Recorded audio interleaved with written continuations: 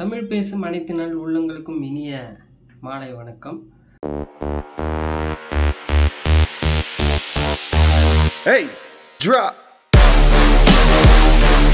இன்னைக்கு நம்ம இந்த வீடியோவில் பார்க்க போகிறது கிட்டத்தட்ட தீபாவளி வந்துருச்சு.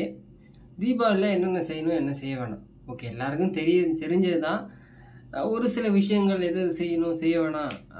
வெளியூரில் இருக்கிறவங்க சொந்த ஊருக்கு போவாங்க, அவங்களாம் எப்போ கிளம்பலாம், என்னென்ன மாதிரி திங்ஸ் எடுத்துகிட்டு போகிறது நல்லது.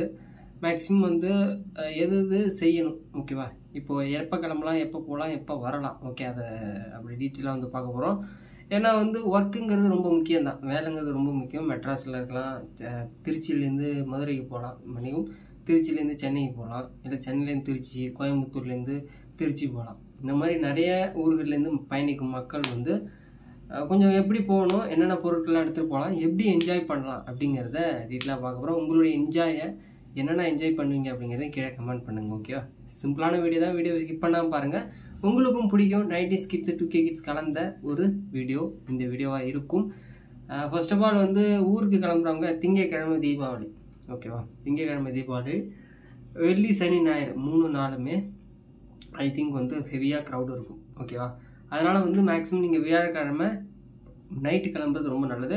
இதுலேயே நீங்கள் ஒரு 5 மணிக்கு 5:30க்கு கிளம்புறது ரொம்ப நல்லது. ஏன்னா அந்த நேரத்தில் க்ரௌடே இருக்காது, கூட்டமே இருக்காது. அந்த டைமிங்கில் கிளம்புங்க. வெள்ளிக்கிழமை கிளம்பிங்கன்னா ஒரு 70% ஆஃப் பீப்புள் பார்த்தீங்க அப்படின்னா வெள்ளிக்கிழமை கிளம்புவாங்க. பஸ் காரில் ஓகே, 2 வீலரில் போகிறவங்க ஓகே. ஆனால் பேருந்தில் போகிறவங்க ரொம்ப ஜாக்கிரதை. ஏன்னா நீங்கள் ஒரு நல்ல விஷயத்துக்கு போகிறீங்க, இடம் கிடைக்கல, நம்ம போய் ஊருக்கு போய் ஆகணும்னு சொல்லிட்டு அந்த படியில் நிற்பாங்க.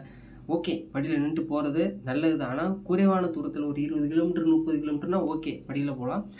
நீங்கள் ஒரு போகிறது 200 300 400 கிலோமீட்டர் 500 கிலோமீட்டர் 600 கிலோமீட்டர் போவீங்க. அப்போது கொஞ்சம் அசந்து நீங்கள் தூங்கினாலுமே ஒரு 10 மணி நேரம் 12 மணி நேரம் நீங்கள் ட்ராவலில் கண்டிப்பாக உங்களுக்கு ஏதாவது மேபி தூக்க காலத்தில் கீழே கூட விழலாம். அதனால் அன்னைக்கு கிடைக்க லீவ் கொடுக்கல அப்படின்னாலுமே எப்படியாவது பேசி லீவை வாங்கிட்டு நீங்கள் வீட்டுக்கு போகிறது ரொம்ப நல்லது. ஏன்னா நான் வியாழக்கிழமை நைட்டு கிளம்பி போங்க. இல்லைன்னா மேக்ஸிமம் வெள்ளிக்கிழமை ஒரு 4-5 மணிக்கு போயிடுங்க, ஓகேவா. சனி ஞாயிறுலாம் ரொம்ப கூட்டமாக இருக்கும், அது ஓகேவா. அதே போல் திங்கக்கிழமை நைட்டு கிளம்புறது ரொம்ப கஷ்டமானது. ஏன்னா 90% ஆஃப் பீப்புள் திங்கக்கிழமை நைட்டு கிளம்புவாங்க. உங்களுக்கு பேருந்து வசதி கண்டிப்பாக இருக்காது. நான் போய் ஆகணும் ரொம்ப சின்சியாரிட்டி அப்படின்னு நினச்சிட்டு உங்களுடைய லைஃப்பை வீணடிச்சிடாதீங்க. ஏன்னா பேருந்தில் போகும்போது க்ரௌடு ரொம்ப இருக்கும், உங்களுடைய தூக்கம் இருக்காது. அது மட்டும் இல்லாமல் உங்களுக்கு இடம் கிடைச்சா மட்டும் போங்க. ரொம்ப வற்புறுத்திக்கிட்டு இடமே இல்லை, ஒரு கால் வைக்கிற அளவு தான் இடம் இருக்குன்னு சொல்லிட்டு நீ கிளம்பி போக வேண்டாம். மேக்ஸிமம் அடுத்த நாள் கிளம்புறது. அடுத்த நாள் கிளம்பியும் கூட்டம் ஒரு 10%க்கு மேலே இருக்கும். முடிஞ்ச அளவுக்கு ஒரு மதிய நேரத்தில் கிளம்பிங்கன்னா பேருந்தில் கூட்டம் இருக்காது, ஓகே. இப்போ நம்ம வெடி பக்கம் வருவோம். திங்கக்கிழமை இது, ஓகேவா. திங்கக்கிழமை தீபாவளி. மேக்ஸிமம் எல்லாருமே வெடி வெடிக்க போவீங்க, ஓகே. வெடி பக்கம் இருக்கட்டும். ஒரு பக்கம் வரிசை வைப்பாங்கன்னு சொல்லுவாங்க. அது நிறைய பேருக்கு தெரியுமா தெரியாதா அப்படின்னு தெரியல. அக்கா கல்யாணம் இப்போ இருந்தாங்க அப்படின்னா அவங்க சாகிற வரைக்கும் அவங்களுடைய தம்பியோ அண்ணனோ போய் வரிசை வச்சுட்டு வருவாங்க. அந்த வரிசை வைக்கிறத 3ஆம் நாள் வைங்க, 5ஆம் நாள் வைங்க. மேக்ஸிமம் அந்த ஒற்றைப்படை எண்ணிக்கையிலே வைங்க. அது எனக்கு எங்கள் அம்மா சொல்லி கொடுத்தாங்க, அதை நான் உங்களுக்கு சொல்லித்தரேன். அந்தமாரி ஃபாலோ பண்ணுங்கள். ஃபாலோ பண்ணிவிட்டு உங்களுடைய ஃப்யூச்சருக்கும் சொல்லிக் கொடுங்க.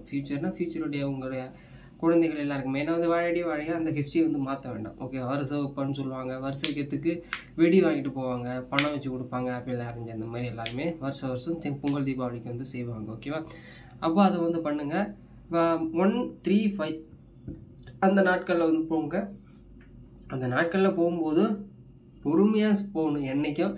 இன்னொன்று, நீங்கள் போகும்பொழுது நிறைய குழந்தைகள் வெடி வெடிப்பாங்க ரோட்டில். அணுகுண்டு, பெரிய சுருட்டு வெடி, நாட்டு வெடி எல்லாமே வச்சுருப்பாங்க. அதெல்லாம் நீங்கள் உன்னிப்பாக கவனிச்சுட்டு தான் போகணும். இல்லைனா பட்டார்னு வண்டியில் கூட வெடித்து உங்களுக்கு வேறு ஏதாவது ஒரு அசம்பாவிதங்கள் நடக்க வாய்ப்பு இருக்குது, ஓகேவா. என்னடா பூமர் மாதிரி பேசிகிட்டு அப்படின்னு நிறைய பேர் தோணும். இதெல்லாம் ரியாலிட்டி. அதை பார்த்து நடந்துக்குங்க அப்படிங்கிறத நான் யாருமே போட மாட்டாங்க வீடியோ. ஆனால் நான் போடுறேன் அப்படின்னா ஒரு முன்னெச்சரிக்கை நடவடிக்கையாக பார்த்து தெரிஞ்சுக்கோங்க, ஓகேவா. அதுக்கப்புறம் பார்த்தீங்க அப்படின்னா வெடி வெடிக்கும் பொழுது ஓகே, உங்களுக்குன்னு ஒரு தாட் இருக்கும், இம்ப்ரெஸ் பண்ணணும் எல்லாரும் அப்படின்னு நினச்சிட்டு ஒரு சில கோமாளித்தனமான இதெல்லாம் பண்ணுவீங்க. அந்த பெட்ரோலை கொடுத்துட்டு அதுக்குள்ளே அணுகுண்டு வச்சு வெடிக்கிறது, ஓகே. பட் ஆனால் அந்த சேஃப்டியாக பண்ணுங்கள். என்றைக்குமே அது வந்து ஒரு சேஃப்டியாக இருக்கணும். ஏன்னா வந்து வெடிக்கலைன்னு சொல்லிட்டு நிறைய பேர் போய் கீழே பார்த்து கண்ணாடியில் கண்ணெலாம் வெடித்து ஒரு கண்ணு தெரியாமல் போய் ஃப்யூச்சரே பாதிச்சடிச்சிருக்கு நிறைய பேருக்கு.